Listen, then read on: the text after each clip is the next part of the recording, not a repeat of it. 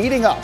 Chicago, one of the 4 teams listed on Wilson's trade destinations. The Bears expect to make this a priority. Here was Jeremy Fowler with his thoughts yesterday.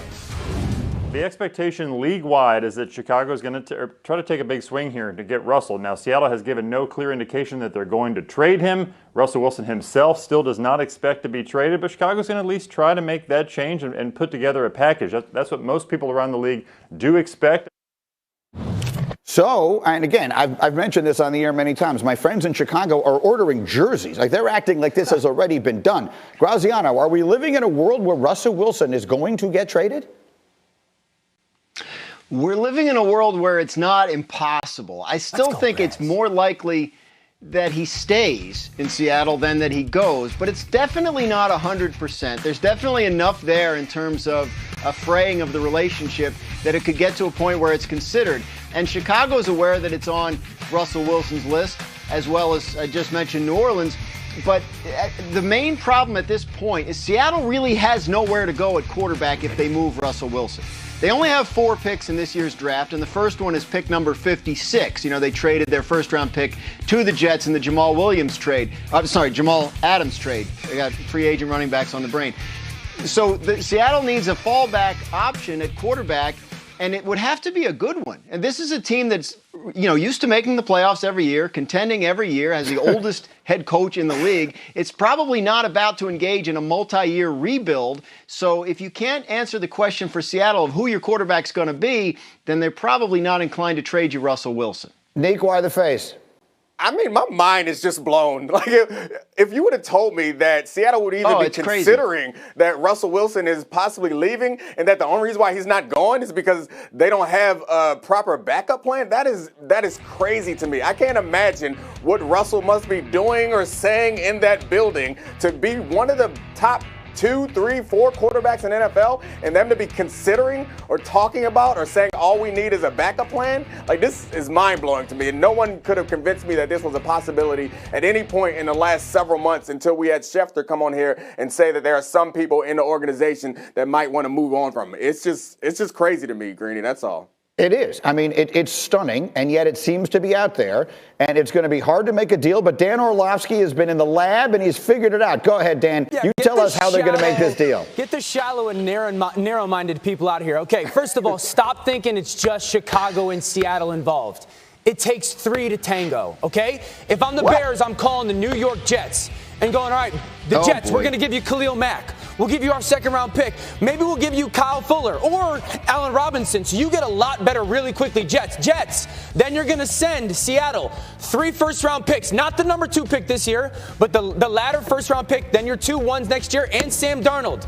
There you go, Seattle. Seattle, send Russell Wilson to Chicago. So Seattle gets a young quarterback, also 3 first-round picks to work with if they want to move up and go get somebody else this year. Chicago answers their desperate question. Who's going to play quarterback? You've had a great defense for like 30 years. It hasn't given you anything. And the Jets get 2 really, really, really good players and also another pick. So they still can get their quarterback this year, and they get a bunch of picks still moving forward, also with plays. You got to stop thinking it's just Chicago and Seattle. We got to get creative and courageous, Ryan Pace, with how we're going to make this happen. Come on, Dom. Come on, Dom. I love the creativity, but I couldn't keep up with the deal after you said it takes 3 to tango. I'm pretty sure the idiom is it takes 2 to tango. You don't just have to make your own stuff up. You got to open up your mind, bro. I don't know what you guys are into in the Orlovsky house, but in the Foxworth house, 2 tango. 2 tango. It takes 3 to dance. Danny, rent the movie Scent of a Woman. It definitely only takes 2 to tango. Okay. We are just getting started. This is one of the busiest sports weeks we will ever have, and we are rolling on. Much more to come on Drew Brees, what his career should teach every NFL general manager. You'll hear that coming up. The Gonzaga Bulldogs. They're ultra efficient at the offensive end of the floor. They rank in the top 10 in adjusted offense and defensive efficiency, which has been the makeup of 5 out of the last 10 national champions. Yeah, so to the message here to people who've not been paying close attention, Gonzaga is legit. They are that good, and they are. Greeny, let me just tell you like this. Yeah. They're becoming the Duke of the West Coast. And while Coach K continues to get up in years, and yes, they missed this year's tournament, you look at what Mark Few has done already. He's the active leader in winning percentage as a head coach. And year in and year out, they've got pros, and they're ranked in the top 5. All they're missing is a national championship and a great opportunity to get one this year. Yeah, and it would be 32-0 if they do it. That is what Indiana was in 1976. Okay, so as folks are starting to look at their bracket, give me a team seeded 5 or lower that people should be considering to make a really significant run. Okay, listen, it pains me to say this because of where I went to school. I'm going with USC. The Trojans, yeah, they lost in the semifinals to Colorado in what was a great game in the Pac-12 tournament, but USC's got a ton of length. They're the tallest team in all of college basketball, and the matchups are really good for them. You look at a potential second-round matchup against Kansas. You're talking about Evan Mobley, Isaiah Mobley, Taj Edey. Taj Edey's been probably the biggest key. Because he can make shots from the outside. But this is an elite-level defensive team that's really hard to prepare for because of the length that they have underneath. And the skill set that they bring, I think they can make it all the way to the Sweet 16. To the Elite 8, excuse me. I have them all the way in the Elite 8 in my bracket. And I think that the only thing that could prohibit them from getting there is at times their guard play is questionable. Meaning that they'll turn the ball over too much, they'll take some poor shots, and they don't get the ball to Evan Mobley as much as I would like to see. Okay, so USC is a team to keep an eye on. Again, that pains him because he went to UCLA, who's playing in one of the early games. They don't like it when I call it. We're in a playing game against Michigan State. I don't know what's going on there, Greeny. They don't like it when I say play-in games. I was trying to remember what they call it, but that's what everyone calls it. First four, whatever you want to call it. Thank you.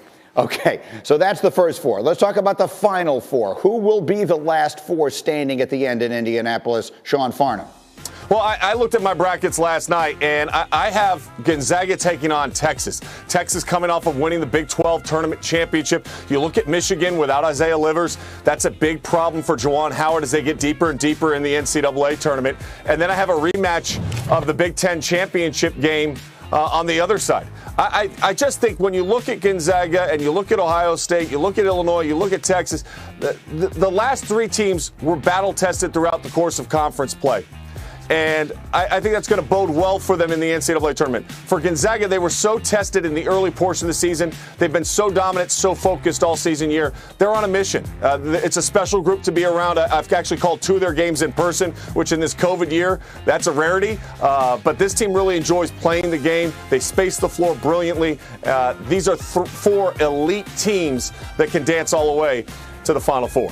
Okay, Sean Farnham, stay with us. We'll have you back a little bit later in the show. You will give us a national champ, and you will give us a few other notes here as people start filling out their brackets in advance of the dance, which begins this week. Farnham, good to see you back. Meanwhile, back to the NFL for this next note. This continues to stay in the conversation. Russell Wilson to the Bears is heating up.